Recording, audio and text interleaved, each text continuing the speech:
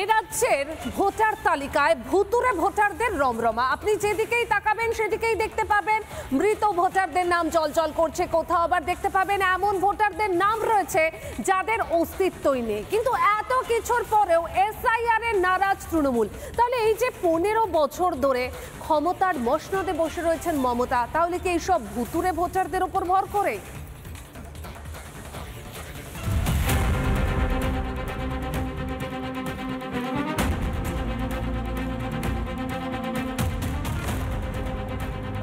দাদু ভোট দিচ্ছেন? দাদু ভোট দিচ্ছেন। দেখা হয় ফিল করতে পারি। হয়তো উনি ভোট দিয়ে যান, কিন্তু সময় মতো যাওয়া হয় না বলে দেখা হয় না নাকি? হতে পারে, টাইমিং ম্যাচ হয় না। হতে পারে, সেটা হতে পারে।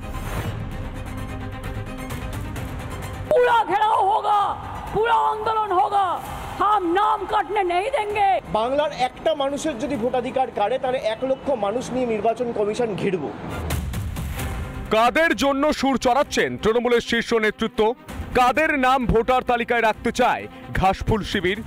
অনেকেই তো এখন ভূত। রাজ্য জুড়ে এমনই ভুতুরে ভোটারের রমরমা।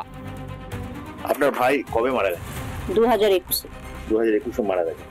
তো এখনো তো আপনার ভাইয়ের ভোটার লিস্টের নাম আপনি ফর্ম ফিল আপ করে জমা দিয়েছেন, কিন্তু এখনো পর্যন্ত নাম বাদ যায়নি। ভুয়ো ভোটারের এই ছবি পশ্চিম বর্ধমানের দুর্গাপুরে শিল্প শহরের একই বুথে 25 জন মৃত ভোটারের খোঁজ মিলেছে। বিজেপির দাবি এই সংখ্যা 70 ছাড়াতে পারে। এই ছবি পাশের জেলা পুরুলিয়াতেও। পুরুলিয়া শহরের একটি মাত্র ওয়ার্ডে শতাধিক মৃত ভোটারের হদিশ। এক জীবিত ব্যক্তির নাম বাদ দেওয়া হয়েছে বলেও অভিযোগ। কমিশনার প্রদীপ দাগা তিনি আমাকে বললেন তোর ভোটার লিস্টার থেকে নাম ডিলিট করে দিয়েছে। অ্যাপ্লাই করে সেবারে আমি আবার 15 দিন পরে যেন জানতে পারি ওটাও ডিলিট হয়ে গেছে। প্রকৃত ভোটারের নাম তুলতে হয়রানি, আবার মৃত ব্যক্তির নাম বাদ দিতেও বিলম্ব। পুরুলিয়ার ভোটার লিস্ট নিয়ে নানান ধন্দ।